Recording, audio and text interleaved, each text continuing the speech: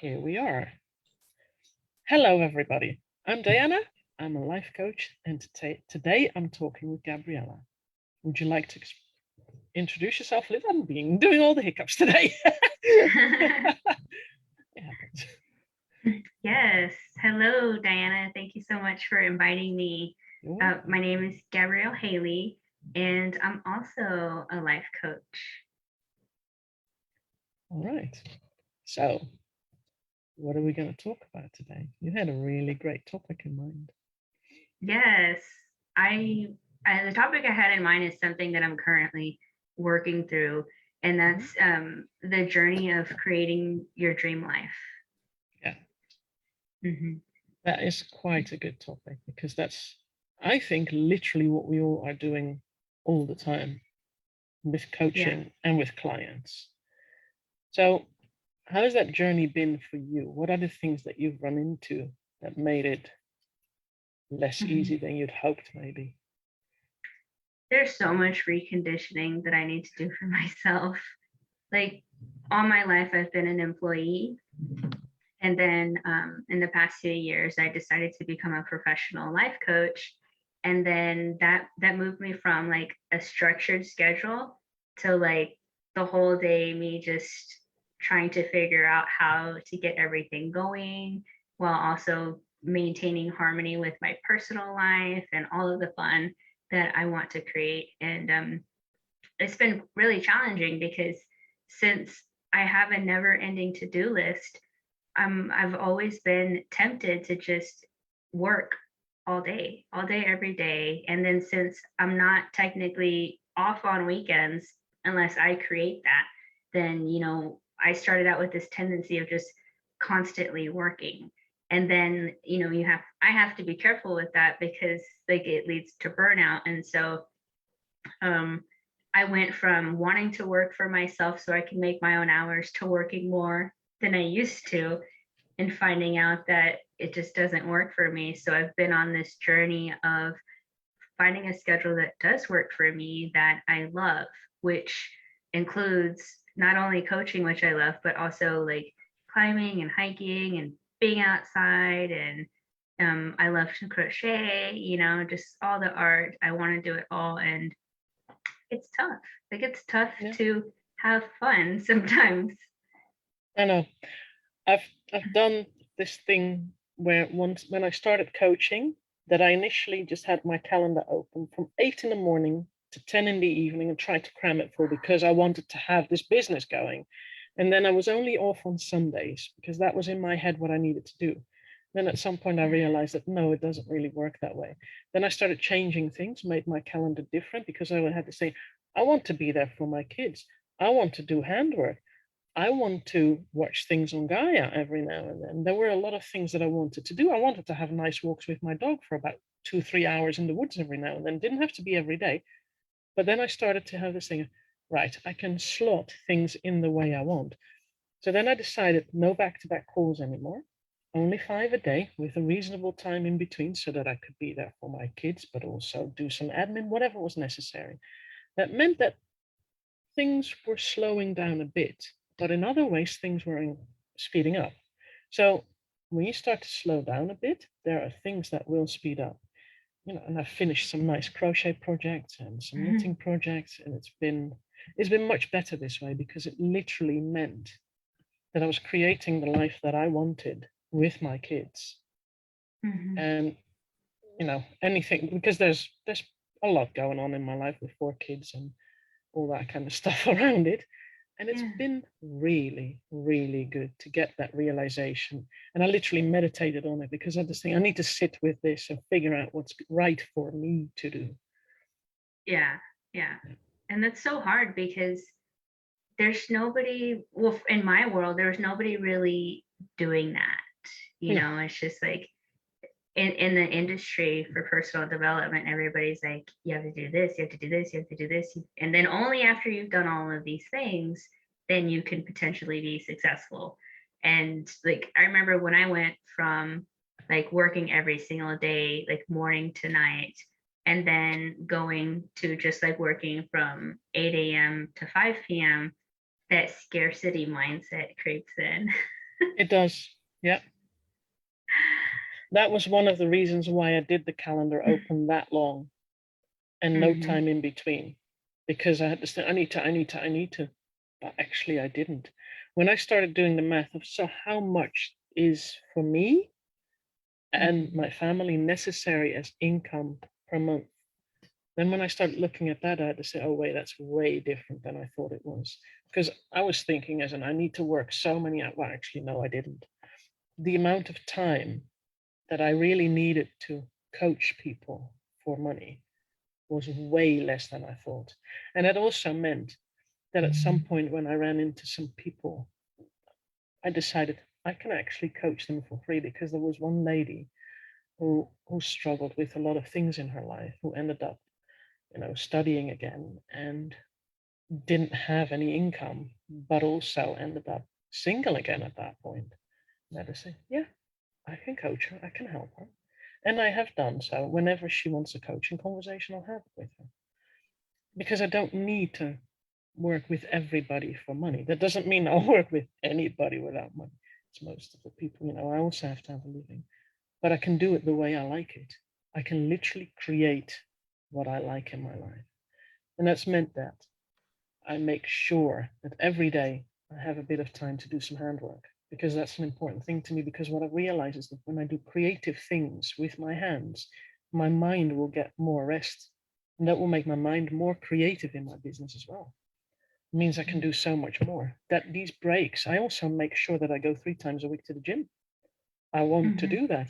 I want to do the yoga. I want to do the swimming. I want to go to the steam room and the sauna. So that means that on Monday morning, I take time for that. That is the thing I do. I take my kid to work. Then I go to the gym. I stay there until noon, because that's what I want to do. And then on Wednesday evening and on Friday evening, I usually go as well. Sometimes it shifts a bit, but I go at least 3 times a week and I really enjoy it. It's good for me. And that's the stuff that you need to take care of yourself first before you can take care of others. So that also means in your business, because you can't help a client when you're not taking care of yourself. And that creativity needs to be there, and that health needs to be there. So all these things that are good for you, you need to do to be able to create this for yourself.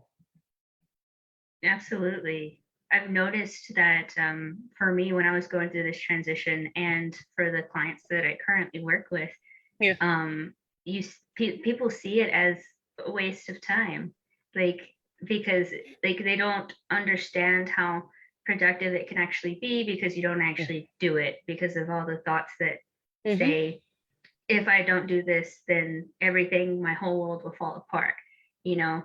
But what I've noticed though, whenever I take my moments to paint, when I go outside to do my gardening, the solutions that I'm needing for my group coaching, or for something else in my business, they just come to me, Yeah. and in a much faster period of time than if I'm just sitting at my desk Yeah. and racking my brain for hours and hours and hours. Yeah.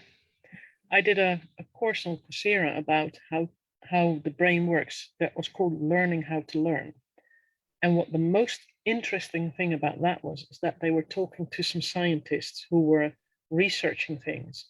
And when they would run into a difficult thing, what they'd learned was that the best way to do is to stop thinking about it and start doing some physical stuff, simply because then your brain starts to do something itself, because the physical activity just means that your brain just starts to create connections in there, which it doesn't do when you're trying to force it, because you can't force it. It has to Mhm. happen by itself. And it means that sleep, physical activity are actually the best times to let your brain create its own. So you going gardening means that your brain is doing its own thing to create the solution for a problem that you have. And that's why I like walking my dog as well. When I run into something and I really can't figure it out, the best thing for me to do is actually just go out there, rain or shine, doesn't matter, but go out there with the dog, wander about for about an hour in the woods, dog happy, me happy, and I've got my solution. Yeah, it's almost like you're going out to grab Hmm. your solution. Yeah, it does work that way. And a bit of knitting or crochet will do the same thing, because then I'm focusing and I'm counting, or going to the Mhm. gym. I had one of the most amazing ideas at some point in the sauna. I had this thing, why do I think about that now? But that also meant that I had this thing, I'd better go right away to my phone, write this down before I forget, and then I'll go back into the sauna because I don't want to forget these things then. So that's then one thing as well. And just munching around on it in the sauna is quite nice as well. Just sit there and just let it just flow through. It's really Yeah. good at times. Yeah. Yeah. I also like to like go take a shower to go get my ideas. Yeah, showers are And good then, for that as well. Yeah. yeah, and then I even have like a dry erase marker because I have a Mm. sliding door. Oh, And so nice. I'll just like write my ideas on my Hmm. window. That way I don't have to like damage my phone. Yeah. Yeah, that makes sense. Because you do want to remember what you've just thought of. Yeah. Yeah. So what would you say to those people out there that are just like tightly hanging on to their schedule that's making them miserable and they're afraid to let go to go take a walk or go like meditate because they think everything is going to fall apart? Well, one of the things that has worked for me in that is to start small. So it didn't work to right away just walk off with the dog for an hour because that felt like everything was going to fall apart. Not that that ever happens, to be fair. I can literally walk Yeah. away from things and nothing will fall apart. It just won't, Mhm. because how is that going to happen? But what I did is that I started really small. So I would go sit in my garden for 5 minutes in the sun. That's what I started with 2 years ago in summer. And then listen to a book or something, or go take 2 rounds on my knitting project. But it was more like 3, 4, 5 minutes. I was really taking it very slow and small. And from there on, it grew because I actually started realizing that the more I did that, the better I felt. And when I feel Mhm. really good, I can serve my clients better. I can build my business better. When I don't feel good, when I don't feel good, it's more likely to fall apart than when I do feel good. And Mhm. that was a really slow process. It took me about a year to get to the level I am now. Mhm. Yeah. Yeah. Yeah.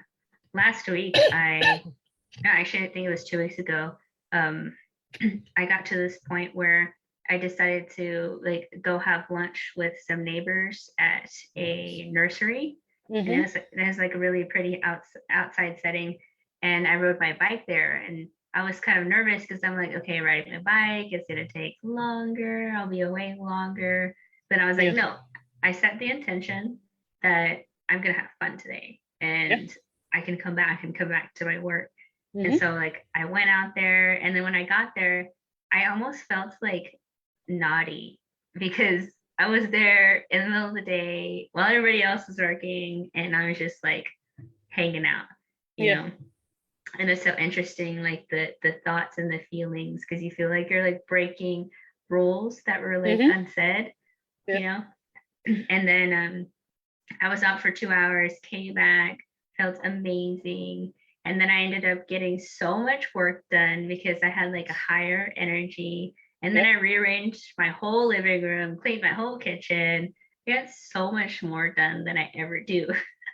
Yeah. I know what you mean. I had the first time I went to the gym on a Monday morning, I felt really naughty because I had this thing that this is working hours. But then I also Yeah. had this thing of, but is it? I set my own hours. So why would I fit into, office hours when I don't actually have to?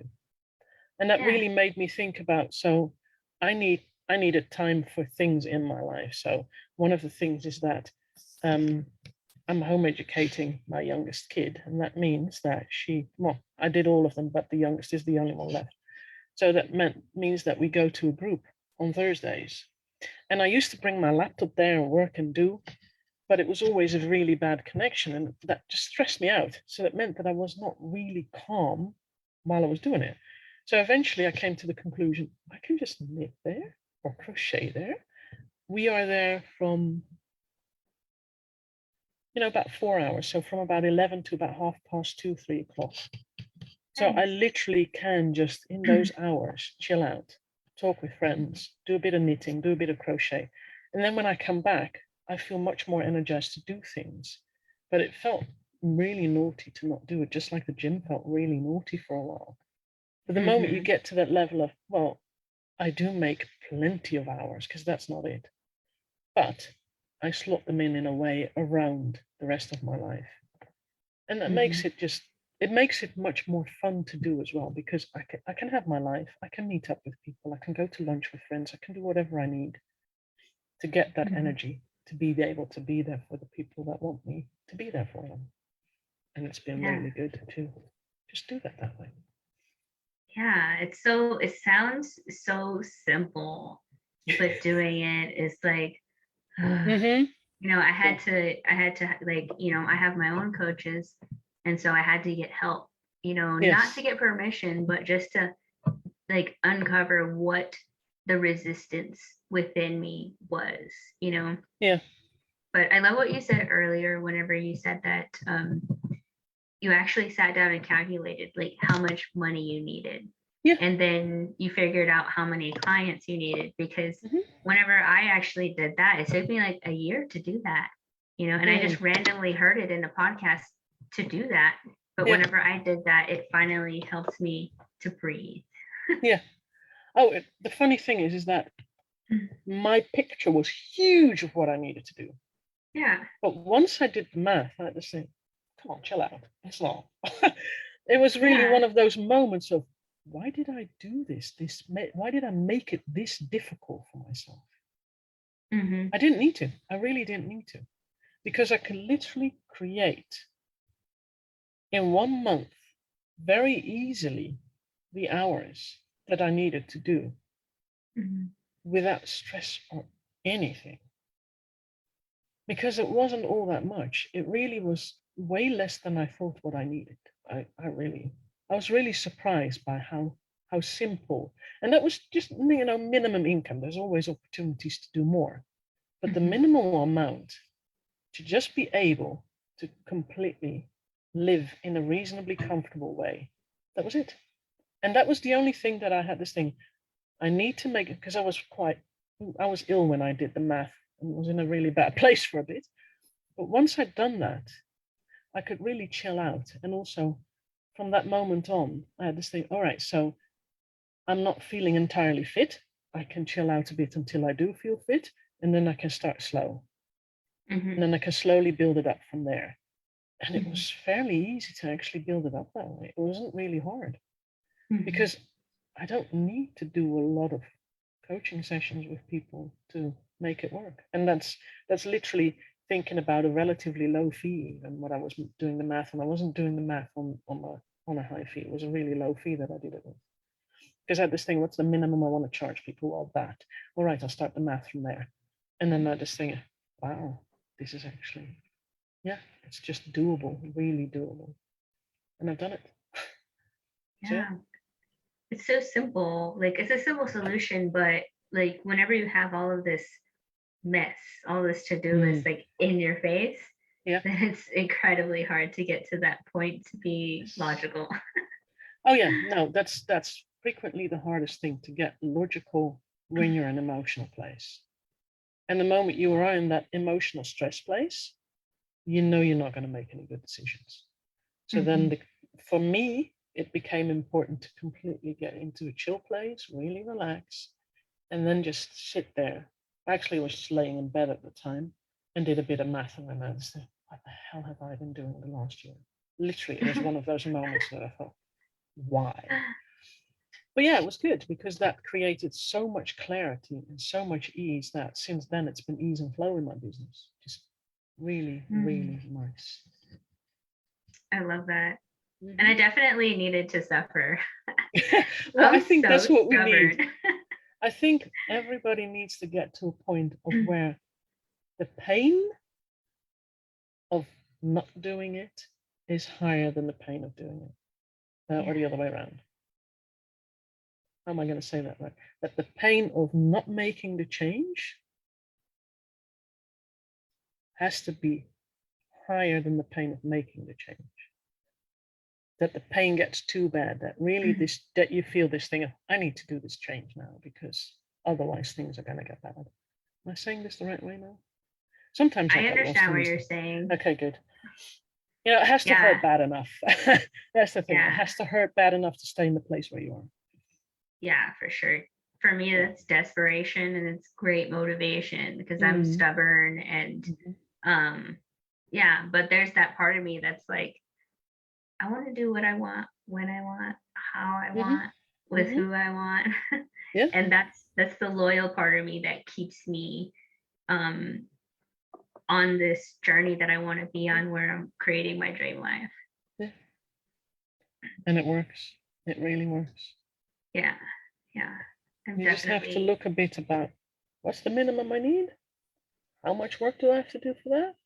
Right. What can I plan in around that? That's it. Mm-hmm. Mm-hmm. How It's come we not don't really hear that hard. though? Hmm? How come we don't hear that though? Like, it's just like I was raised to chase invisible things, Mm-hmm. you know. Yeah. I was raised with the idea that our sort of people would not make a lot of money. So one of the things, as I'm Dutch, it was a Dutch saying that I'm going to freely translate. So my mom would always say, when you're born for a 10-cent coin, you'll never be a 25-cent coin. And now I have this thing, well, I'm going to be a 100-cent coin because I don't want to stick in that headspace.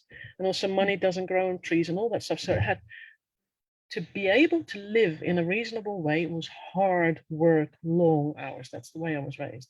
But that's not necessarily the way it has to be, because there's also the thing of what makes you comfortable. What do you need? And when I look at myself, there's a lot I would like to have, but do I really need all of that? No. What I need is a roof over my head and good food to keep me healthy. But do I need a gym membership? Well, not really, because I can literally go walk with my dog. I can do some running. I can do some biking. There's all sorts of stuff that I can do with the things that I already have. I like the gym membership. I like the sauna and the steam room and the swimming pool. So that's a luxury I'll have. But Mm-hmm. these kind of things are choices. And when Mm-hmm. I look at what I really need, that's not all that much. There's lots of Mm-hmm. things I like. So I'll go for those as well. But I don't really need it. So that idea also really helped me. So what do I really need? What do I need with my kids? Well, the roof, definitely. A bit of heating is nice. Nice food is nice. So it's that kind of stuff to be comfortable. That's nice. And I like Mm-hmm. having a car as well to get me from here to wherever I want to go. That certainly helps Mm-hmm. as well. Because, where I live is kind of bush. So there's always 20 minutes to get anywhere by Mm-hmm. car. So but I could literally walk and bike there as well. It's not like that's not possible, but it's Mm-hmm. something I'd rather avoid. So Yeah. yeah. So you're saying you focused on like the basics of what you needed in Hmm. order to create more freedom in your life. And Hmm. in doing that, you ended up creating more abundance in your life to Yes. have the extras. So Yep. it just like took away the pressure. The moment the pressure was gone, things started flowing more. Things became more Mm-hmm. comfortable. So I Mm-hmm. only focused on this is what I need. This is what we have to have. Mm-hmm. And then we'll see what happens. And there was more that was happening. And that was really beautiful. Mm-hmm. Yeah. It's I been love really that. comfortable. Yeah. Yeah. So you would prescribe more fun, Oh, add more fun definitely. into your life. You know, the main thing is that you get into a bit of a creative headspace. Yeah. Where you're in a creative headspace, you're in a thriving mode, you're in ease and flow, and that's when life becomes nice. Mm-hmm. And that doesn't mean there's not going to be stuff happening that's not nice. There always will be, because that's what life Mm-hmm. is all about. There will be things happening. We all go through things, but it means you can deal with them better when you're in that ease and flow and that chill headspace. Mm-hmm. Because then you have this thing, yeah, okay, I can do this. But when you have this thing, oh my God, I can't, that's a different way of dealing with something. So when you Mm-hmm. start seeing problems more as projects that you have a step plan to go through, is a different thing as in, oh my God, this mountain's too big. What am I going to do? Then you're not going to get there. So everything is simple projects, tasks, and ease and flow. And you're there. Yeah, I love that. I remember learning about like turning problems into projects, and I was Mm-hmm. like, it's just like all this weight just lifted because the Mm-hmm. problem has such a heavy, negative, dense Yeah. energy to it. Yep. And then all of a sudden it's a project. It's like, okay, what can I do? There's so many possibilities. How Yeah. can I be creative? When it's a project, it becomes a task list. Then it's not even a goal anymore, because a goal is something that's hard to achieve. But when it's a project and a task list, it's literally a step plan to get from A to wherever you need to go. Mm-hmm. Task Yeah. lists are really nice. Yeah, for sure. And it almost like doesn't have like a hard deadline either, because sometimes goals have the hard deadlines, and a project is like you just keep going and Yep. eventually you'll get there, but it's not rigid. Yeah. And with goals, it depends a bit on who you talk to, because not too long ago I heard someone speak who was talking about when you know you can do it, it's a task. When you have no idea how to get there, it's a goal. And I just said, I like that one as well. And I do have some goals in life where I have no idea how I'm going to achieve that or how I'm going to do it. I'll get there at some point, I'm pretty sure. But I don't know how yet. So. Yeah. I have some of those too. I have the scary, big, scary ones. But I love it because, like, if it's really, really big and scary, then you're accomplishing so much along the way, like that you never thought you could do. Yeah, what I've realized that with goals for me is a really handy thing is to have the big goal here at the top and then go all the way to the bottom and write out different tasks to be able to get there. And it doesn't mean that I need to know the whole step plan.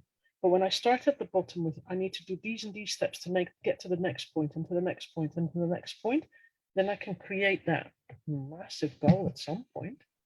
Don't know when, don't fully know how yet, but I'm working on it. And it's just really nice because that's part of what I do in my business as well, because I have, I want to create a whole program and course on how to help people recover their microbiome and restore it into a healthy microbiome. But that's a huge project. For me, it's a huge project because there's a lot to it and I want to be as complete as possible. So that means I'm going to do it in steps. I'm going to create a small course for people who just want to have a bit of a quick start to get to a better place before they will go for a bigger one. So I'm going to create it in 3 different steps. So a small course for people who just want to do some simple stuff initially to get to a better place, then a bigger one for those who want to put more work in, and then the big one, that's going to be a whole 2-year program because that's how long it takes to recover it, for those who really want to go from A to Z with it. But that is a big project because setting that completely up, giving people a whole menu plan and all the information they need to get through those 2 years, that's a journey. But yeah, I'm working on it step by step. And that's one of the that's a task list still. That's not even a goal anymore because I know how to do it. I know how to take those steps. Yeah, I love that you're consistently bringing in the steps, like you said earlier, for people who have challenges, like adding more fun to their lives. And yeah, I've been doing that a lot this year, breaking things up. And because, I had this tendency before to just see like the whole big, scary, impossible thing, and then come up and listen to my thoughts that say, you can't do it because of A, B, C, D, E, F, G, H, I, J, K, it's crazy. But once you break it down, make it easier, make it more manageable, then you start to like get your feet wet a little bit, and then it's able to expand. That's been incredibly helpful for me too. Well, I've had moments where I felt incapable. When things got a bit harder, there was other stuff going on in life, and then I took a bit of a step back, as in, okay, let me chill out for a week, and then I'll just keep going again. And that's what's been really helpful to and also, I'm working with some people on this because I've never created anything like this before. And one of my friends, he has, that used to be his job to create courses. So with him, I have regular conversations about how can I best do this? How can I best do that? So he helps me with the more technical things on that. And that's been good as well, because then there's someone who wants to talk to me about that. So that keeps me going more. If I would do it completely on my own, I'm not sure how I would have done it to get to where I am now.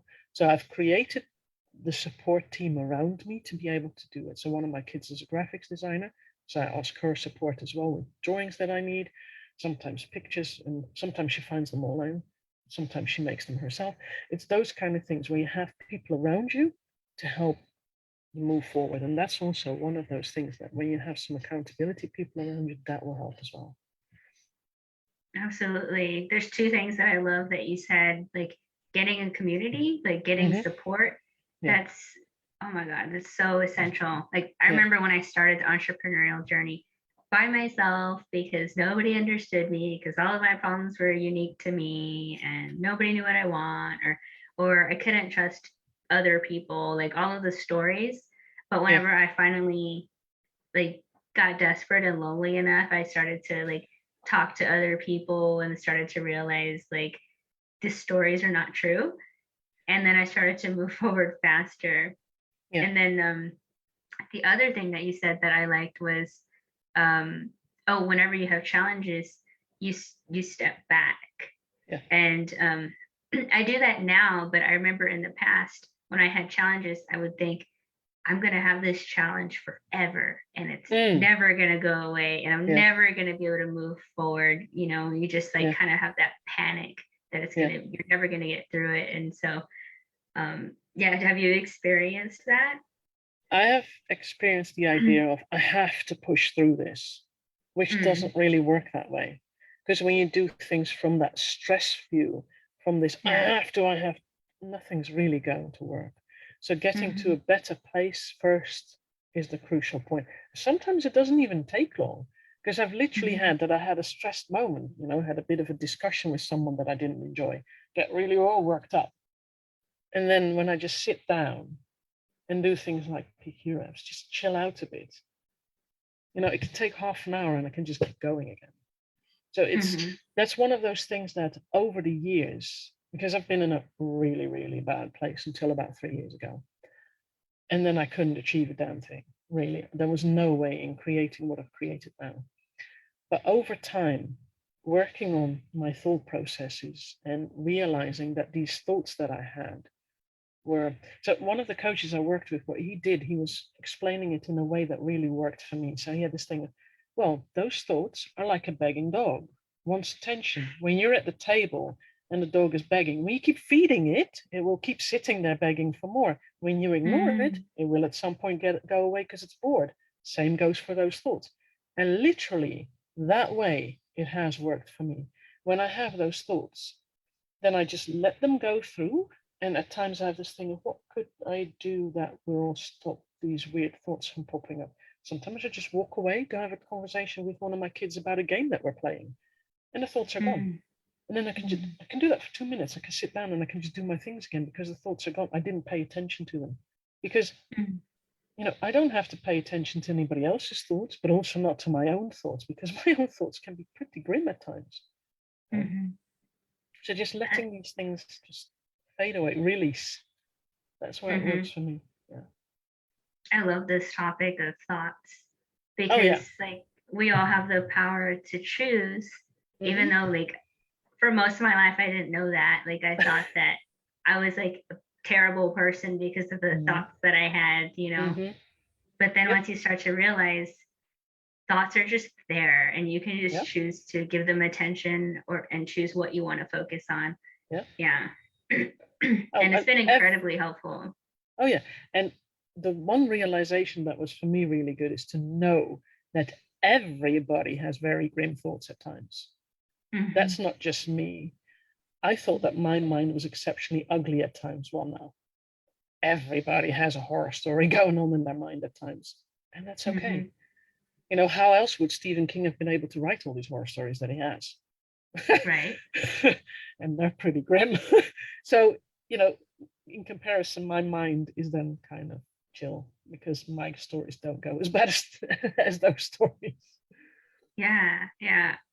I love that we're having this conversation because there's nobody around me until I got in the personal development industry that said, you know, that told me that we didn't have to pay attention to our thoughts, or also that other people had weird, crazy, insane thoughts as well, you know. So it can be kind of isolating because you don't want to admit it because then you're like crazy or angry or whatever it is.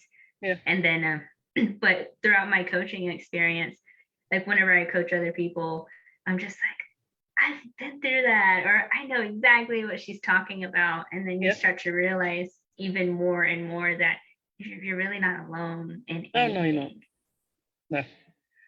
No, the thing is, just thinking about it, there's so many people on the globe. Anything that pops up in your mind has been popping up in people's minds millions of times because we've been here for so long and there's so many of us. You're not, you know, you're kind of uniquely you. But the thoughts you come up with are not that unique because everybody has had them at one point or another. So at this moment, that's uniquely you. And the details are uniquely you.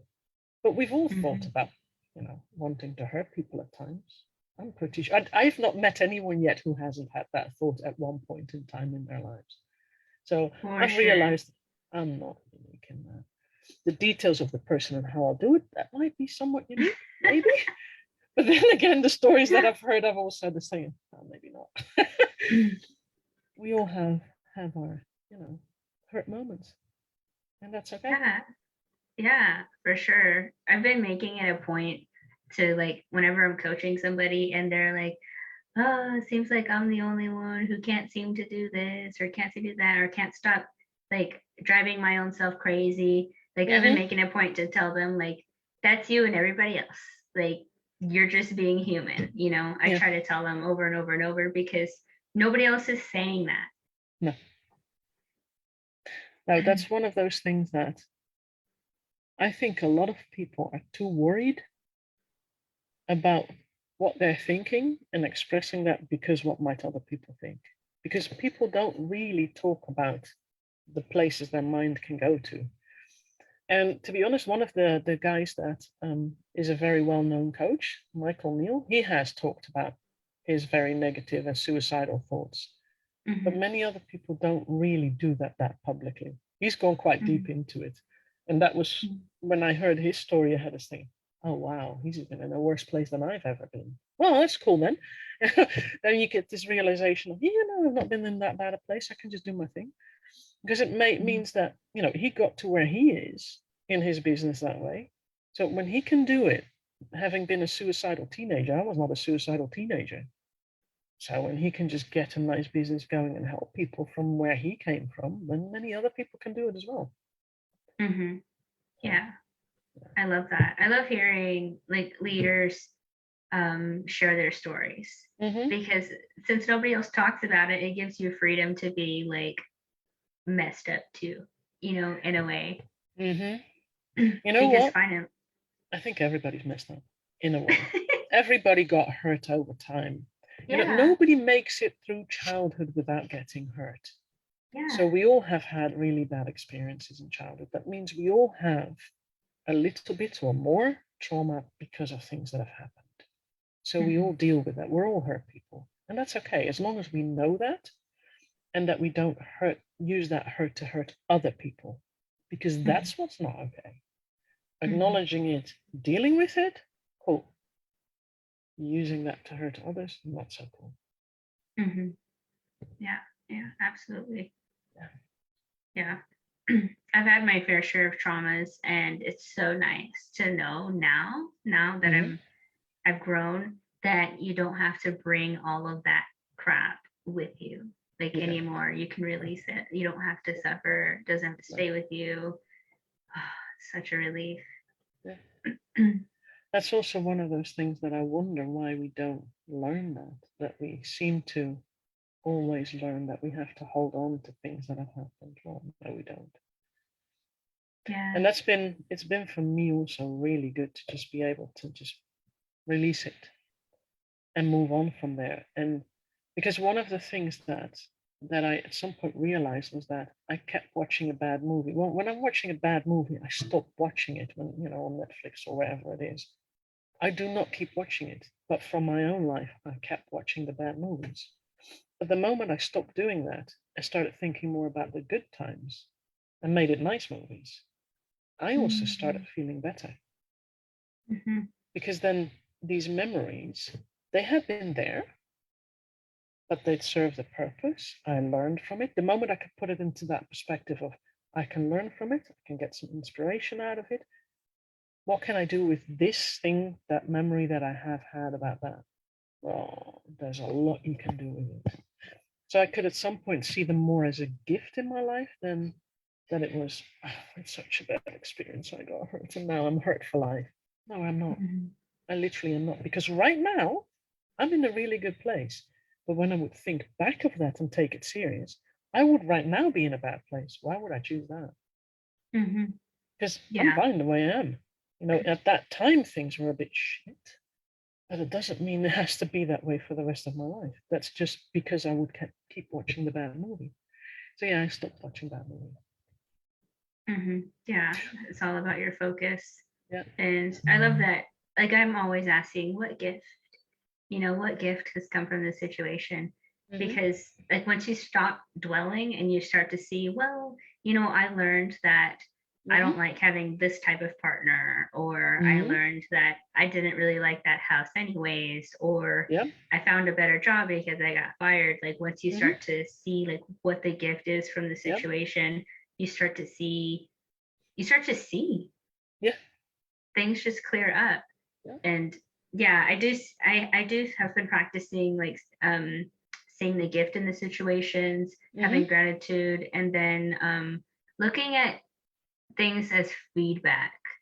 Like I don't really use the word failure. Like whenever you try something and you fail, it doesn't exist for me, but it's always feedback. And it's like you just learned like another way that maybe it didn't serve you, or you picked up like a piece of knowledge that you needed in order to get like to where you want to be.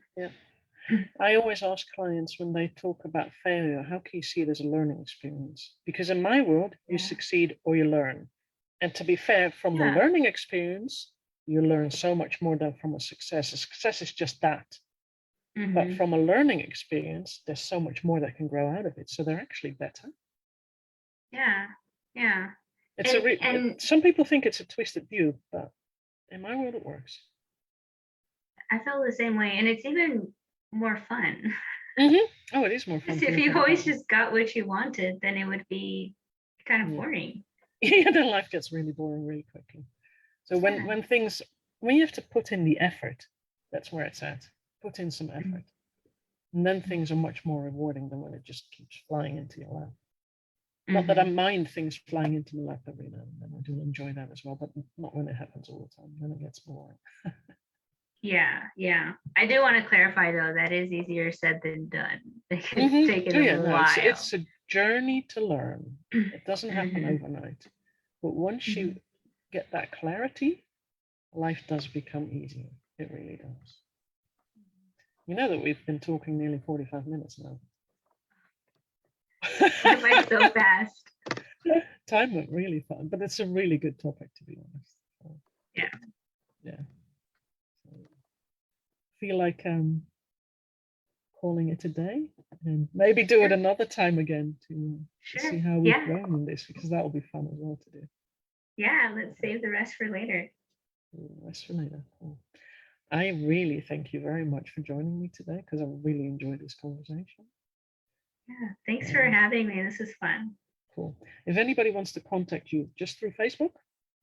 Yeah, Facebook, Gabrielle Haili 8, or Instagram, Gabrielle.Haili.